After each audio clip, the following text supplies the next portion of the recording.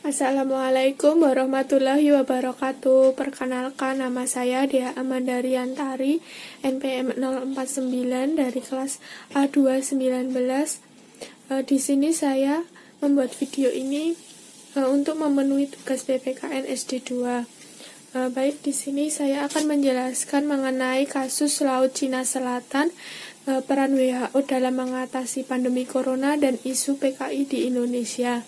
Yang pertama yaitu masalah kasus Laut Cina Selatan.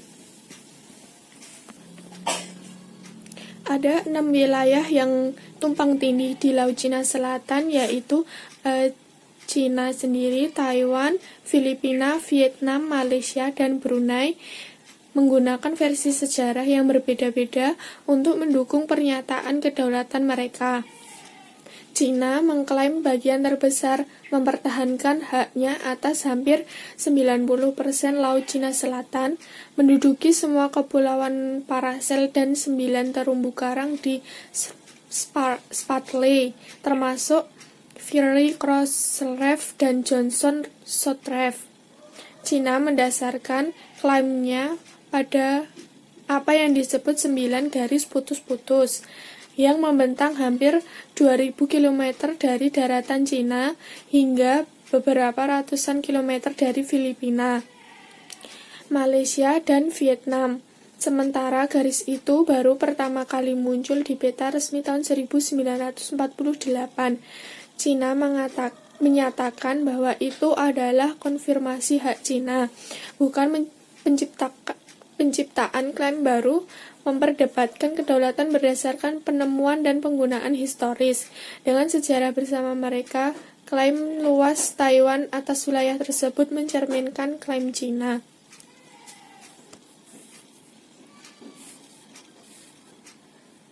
Yang selanjutnya,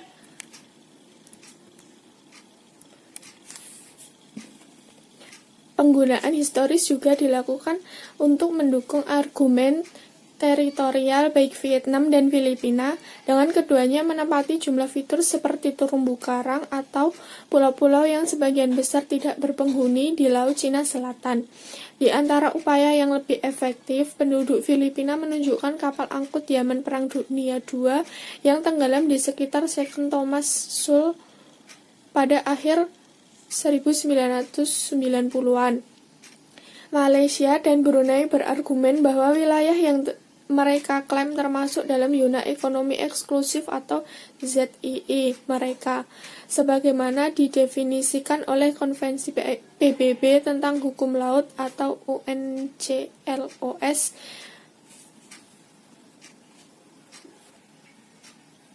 Brunei adalah satu-satunya penuntut yang tidak menempati salah satu pulau di sana. Amerika Serikat tidak memiliki hak teritorial, tetapi telah menjadi tokoh penting di wilayah yang disengketakan itu, melakukan kebebasan navigasi untuk menantang apa yang disebut klaim maritim yang berlebihan yang dapat membatasi akses internasional ke wilayah tersebut. Dan Presiden Amerika Serikat Donald Trump mengatakan dia mungkin akan melibatkan Australia dalam kebebasan operasi navigasi itu. Hingga saat ini Australia belum memberikan komitmen, namun melakukan pengawasan melalui udara di bawah Operation Gateway. Inggris juga baru-baru ini mengatakan akan menantang klaim Cina dengan mengarahkan 2 kapal induk baru untuk mengarungi perairan yang disengketakan itu di bawah kebebasan patroli navigasi.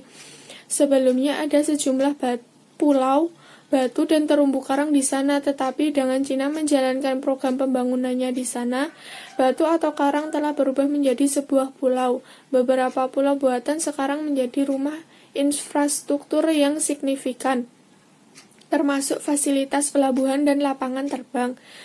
Dan ada spekulasi yang sedang beredar bahwa Cina tengah membangun pangkalan udara dan angkatan laut untuk memiliki fungsi penuh.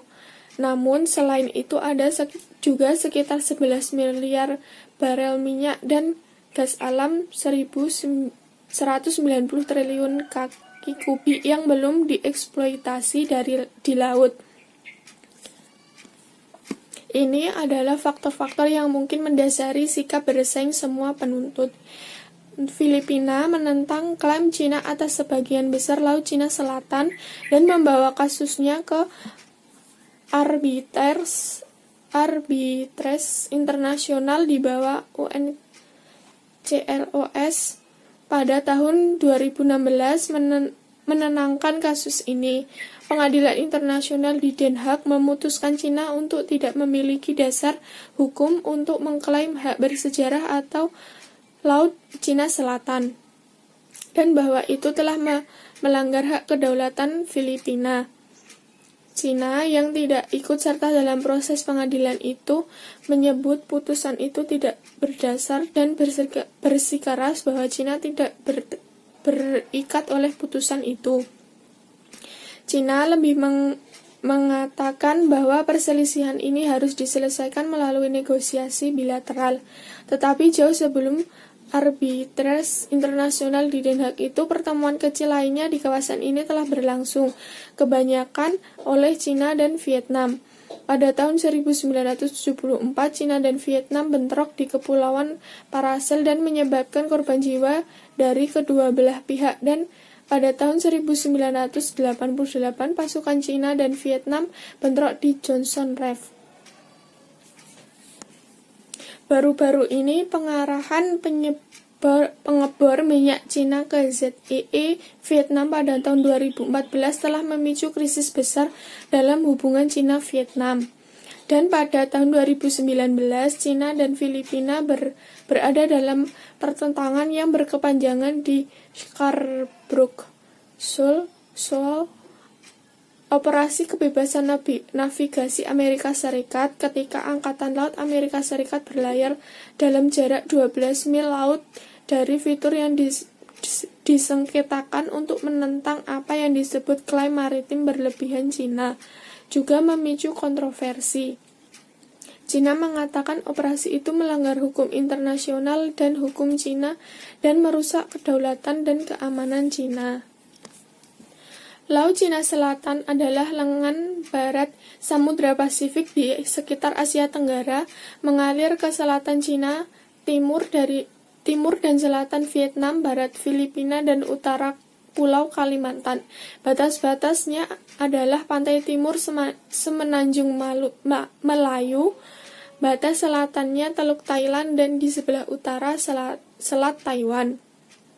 Laut Cina Selatan mencakup area seluas 3,5 juta kilometer persegi dan berisi lebih dari 200 pulau kecil, karang, dan terumbu yang sebagian besar tidak bisa dihuni. Laut Cina Selatan adalah jalur tercepat di Samudra Pasifik ke Samudra Hindia dan merupakan tempat bagi beberapa jalur pelayaran tersibuk di dunia. Lebih dari setengah kapal tanker minyak dunia dan bahan mentah lainnya seperti batu bara dan biji besi dari Australia melewati jalur perairan yang diperebutkan ini. Dengan total perdagangan tahunan yang melalui area ini diperkirakan bernilai lebih dari 4 triliun dolar Australia. Laut Cina Selatan juga menghubungkan Asia Timur dengan India, Asia Barat, Eropa, dan Afrika. Tapi Laut Cina Selatan tidak hanya penting untuk rute pengiriman. Latar belakang konflik Laut Cina Selatan, benturan kepentingan antara negara-negara di kawasan maupun berpotensi menyebabkan konflik dan bisa menciptakan instabilitas baik secara global maupun regional. Konflik kepentingan yang bersumber dari kepentingan ekonomi, politik, sosial, apabila tidak dimanage dengan baik bisa berujung terjadinya konflik secara langsung yang melibatkan kekuatan militer antara negara-negara tertentu yang merasa national interest mereka terusik.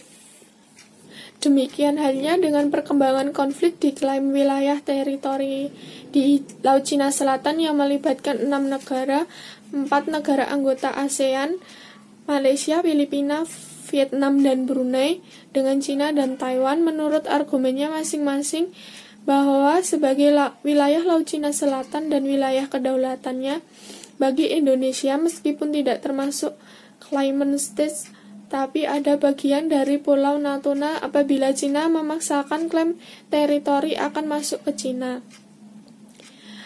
Maka konflik di Laut Cina Selatan akan melibatkan Indonesia juga. Atas nilai kekayaan alam dan berpotensi ekonomi tersebut diduga menjadi faktor yang memperburuk sengketa maritim dan teritorial antar negara di kawasan itu.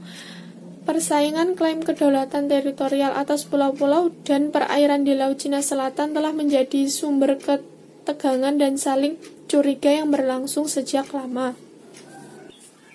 Yang kedua, saya akan menyampaikan peran WHO selama pandemi. Melansir dari situs PBB, WHO memainkan peran penting dalam penanggulangan COVID-19 sejak kasus pertama teridentifikasi di Wuhan, Tiongkok pada Desember 2019. Direktur Jenderal WHO Tedros menjabarkan 5 cara lembaganya memimpin respon global. Yang pertama, membantu negara-negara bersiap dan merespons. Seluruh staf WHO saat ini terus bekerja sama dengan pemerintah di seluruh dunia untuk mempersiapkan sistem kesehatan mereka dalam menghadapi COVID-19. Organisasi ini juga membentuk dana respon solidaritas untuk memastikan pasien mendapatkan perawatan yang dibutuhkan, para pekerja garis depan mendapat pasokan serta informasi penting. Sumbangan dari pemerintah, sektor swasta, dan individu yang terkumpul telah mencapai 800 juta US$. Yang kedua, memberikan informasi yang akurat. WHO memanfaatkan jaringan global para profesional dan ilmuwan, termasuk ahli epidemiologi, dokter, dan ahli virus, untuk mendapatkan informasi paling akurat. Ada tim khusus yang disiapkan untuk memberi saran tepat waktu dan mudah dipahami. Selain itu, laporan situasi harian yang dilakukan memastikan dunia mendapatkan informasi dan data terbaru. 3. Memastikan pasokan vital mencapai petugas kesehatan di masa pandemi. Kebutuhan alat pelindung diri atau APD, masker, dan obat-obatan meningkat. WHO bekerja sama dengan Kamar Dagang Internasional, Forum Ekonomi Dunia, dan sektor swasta lainnya berkomitmen meningkatkan produksi dan distribusi pasokan medis yang penting. 4. Pelatihan dan mobilitas petugas kesehatan melalui platform Open WHO. Jutaan pekerja kesehatan mendapatkan pelatihan secara daring atau online. Pengguna dapat mengambil bagian dari jaringan pembelajaran sosial berdasarkan materi interaktif dan beragam mata pelajaran. Sejauh ini ada 1,2 juta orang mendaftar dalam 43 bahasa. 5. Mencari vaksin. Laboratorium di banyak negara sedang melakukan tes mendapatkan vaksin COVID-19. WHO menyatukan 400 peneliti dunia dari Februari lalu untuk mengidentifikasi prioritas penelitian. Organisasi ini meluncurkan Solidarity Trial yang melibatkan 90 negara untuk menemukan obat untuk memperlambat perkembangan penyakit. WHO juga mengembangkan protokol penelitian yang digunakan 40 negara. Sekitar 130 ilmuwan, penyandang dana, dan produsen dari seluruh dunia telah menandatangani komitmen bekerja sama dalam rangka mempercepat pengembangan vaksin COVID-19. Tedros mengatakan WHO mendesak seluruh negara untuk mengambil langkah pendekatan secara komprehensif yang disesuaikan dengan keadaan masing-masing tiap negara dengan pengendalian sebagai pilar utama. WHO menjelaskan alasannya menetapkan penyebaran virus COVID-19 sebagai pandemi karena penularan virus dalam skala yang besar dan cepat. Selain itu, alasan keduanya karena WHO menilai beberapa negara tidak memiliki komitmen politik yang diperlukan untuk mengontrol penyebaran virus corona. Tedros mendorong seluruh negara untuk melipat gandakan upaya-upaya dalam penanganan COVID-19 dalam situasi pandemi sekarang ini. Menurutnya, setiap negara harus mencapai keseimbangan antara melindungi kesehatan, mencegah gangguan ekonomi dan sosial, serta menghormati hak asasi manusia. Bagi negara-negara yang belum terdapat kasus COVID-19, ia meminta agar bersiap-siap dalam segala sesuatu. Ia meminta agar negara tersebut mempertahankan kondisi itu dan menyiapkan SDM dan berbagai fasilitas kesehatan. Tedros juga meminta setiap negara mendeteksi, mencegah, dan mengobati kasus COVID-19 ini. WHO menegaskan untuk penguatan pengawasan agar dapat menemukan kasus, mengisolasi, memeriksa, dan merawat kasus, serta meminta rantai penularan serta memutus rantai penularan. WHO menginstruksikan agar negara-negara berupaya mengurangi terjadinya penularan. Yang ketiga, isu PKI di Indonesia. Isu PKI selalu saja muncul dalam beberapa dinamika perjalanan bangsa, apalagi beberapa tahun belakangan ini. Terakhir, isu PKI muncul seiring dengan ulang tahun 100 tahun PKI yang pas dengan malam takbiran lalu. Beberapa hari sebelumnya, isu PKI muncul saat parlemen membahas RUU haluan ideologi Pancasila. Menurutnya, isu PKI terus muncul karena berakar dari bangsa Indonesia yang terbelah dasar menjadi dua kelompok di masa lalu saat merumuskan dasar negara. Dua kelompok itu adalah kelompok yang ingin dulu Indonesia berdasarkan pada sekulerisme dengan bentuk ekstrimnya komunisme, sedangkan lawannya adalah kelompok yang ingin Indonesia berdasarkan ketuhanan. Setelah Pancasila disepakati sebagai dasar negara, pertarungan beralih kepada susunan sila Pancasila. Kelompok sekuler menginginkan sila pertama adalah sila kemanusiaan dan sila ketuhanan ditaruh di sila kelima, sedangkan kubu kanan tetap menginginkan sila ketuhanan jadi sila pertama. Setelah susunan sila Pancasila disepakati, sila pertama adalah sila ketuhanan dan kemudian berkembang dengan penghapusan 7 kata dalam Piagam Jakarta. Itu pun masih dianggap ekstrim oleh kelompok sekuler. Debat dua ideologi besar ini tak pernah berhenti lantaran itu merupakan pertarungan yang besar. Bukan cuma wujud pertarungan lokal, tapi pertarungan global. Fahri berpendapat debat dan perang dua ideologi ini tidak akan selesai. Untuk itu, Fahri mengusulkan agar pemerintah memfasilitasi perdebatan dua ideologi namun jangan memberi ruang untuk kembalinya PKI. Sebab PKI pernah berkuasa dan menciptakan trauma sejarah bagi bangsa Indonesia. PKI atau Partai Komunis Indonesia muncul dengan pertanyaan mengapa pembahasan organisasi yang sudah ditetapkan terlarang di Indonesia itu muncul di bulan Mei. Lazimnya perbincangan partai yang dihabisi selama rezim Orde Baru Soeharto itu biasanya meningkat saat adanya peringatan gerakan pengkhianatan PKI di akhir bulan September tahun 1965 atau yang dikenal dengan Gerakan G30 SPKI. Pendiri Drone Emprit dan Media Kernels Indonesia, Ismail Fahmi menganalisis bagaimana narasi PKI diramaikan di bulan Mei dan siapa saja yang meramaikan di media sosial. Menurut Fahmi, percakapan soal PKI naik signifikan pada 23 Mei 2020 dengan total 32.000 cuitan.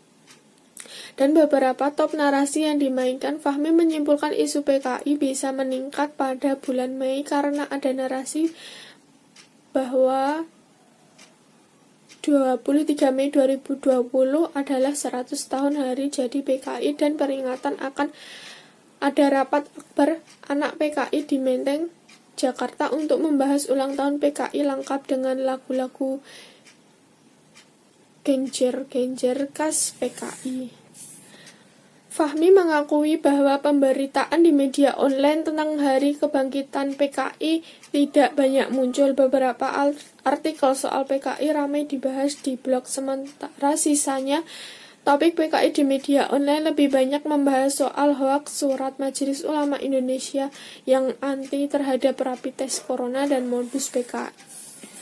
Di sini saya juga akan menjelaskan dalam menilai kebijakan alternatif pemerintah untuk memecahkan masalah.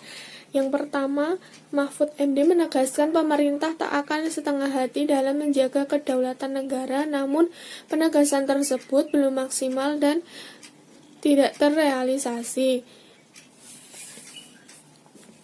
Kepala Badan Keamanan Laut atau Bakamla Laksamana Maida TNI Ahmad Taufik Korehman mengatakan pihaknya akan menambah jumlah personil keamanan untuk menjaga perairan Natuna dari kapal asing guna memperkuat pertahanan kerjasama dengan TNI Angkatan Laut.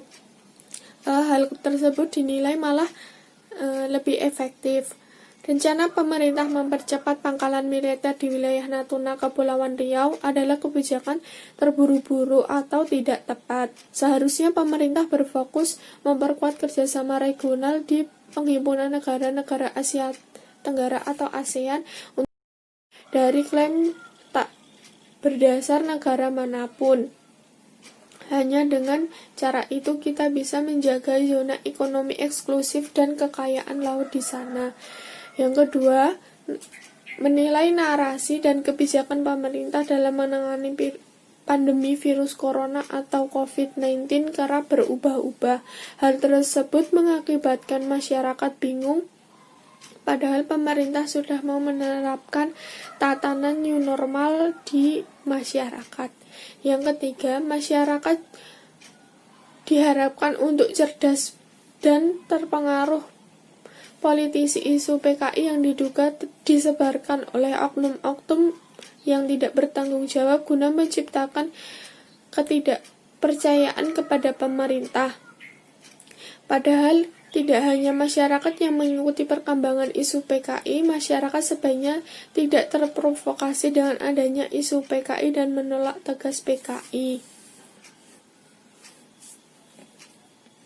Selanjutnya, mengembangkan kebijakan publik, yaitu 5 langkah kerja nyata yang dinilai efektif dalam kasus Laut Cina Selatan.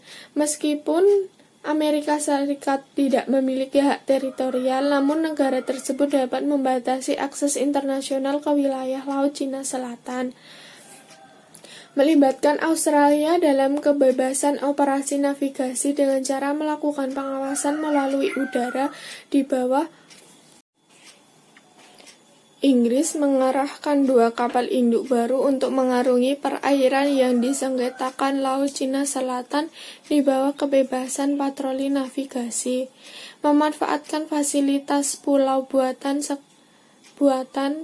yang sekarang menjadi rumah bagi infrastruktur yang signifikan, termasuk fasilitas pelabuhan dan lapangan terbang dengan penjagaan. Melibatkan kekuatan militer antar negara-negara tertentu yang merasa nasional interest mereka terusik. 5 langkah kerja nyata paling efektif peran WHO dalam mengatasi pandemi corona.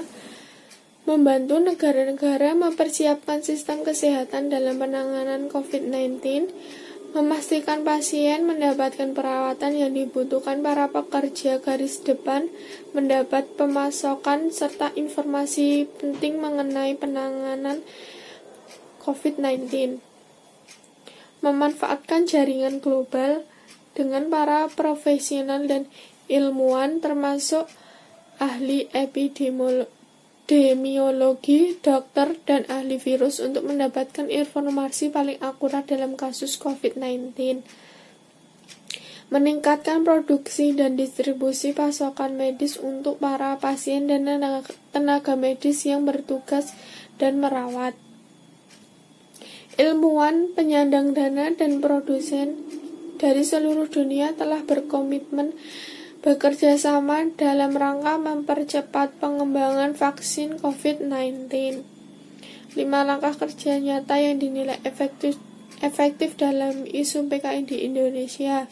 Pemerintah menolak ajaran komunisme seiring masih berlakunya TAP MPRS nomor 25 garis miring MPRS garis miring 1990 komunisme atau Marxisme. Adanya pembahasan RUU haluan ideologi Pancasila, pemerintah mempunyai fasilitas perdebatan dua ideologi, namun jangan memberi ruang bagi kembalinya PKI. Pemerintah menegaskan kembali tentang dilarangnya PKI di Indonesia. Yang terakhir, saya akan menyampaikan pengembangan suatu rencana 5 langkah kerja nyata dalam kasus Laut Cina Selatan, melibatkan Amerika Serikat sebagai salah satu negara superpower yang mempunyai kepentingan strategis secara ekonomi, politik, dan militer di kawasan Laut Cina Selatan. Melakukan pengawasan melalui udara dan melibatkan negara Australia. Mendesak Inggris mengarahkan 2 kapal induk untuk mengarungi perairan yang disengketakan.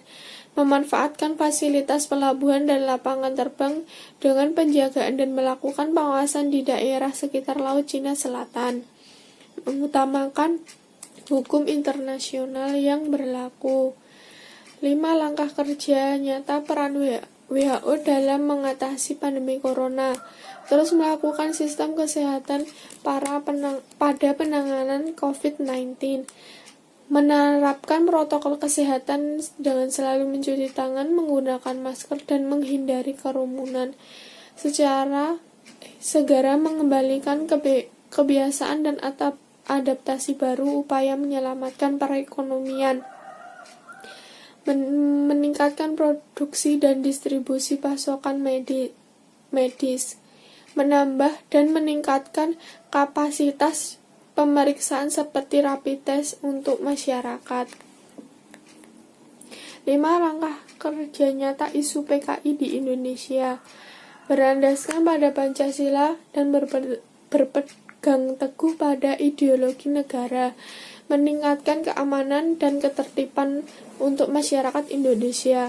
Melakukan penyelesaian konflik yang berlandaskan aturan yang berlaku, menaati hukum dan aturan yang berlaku.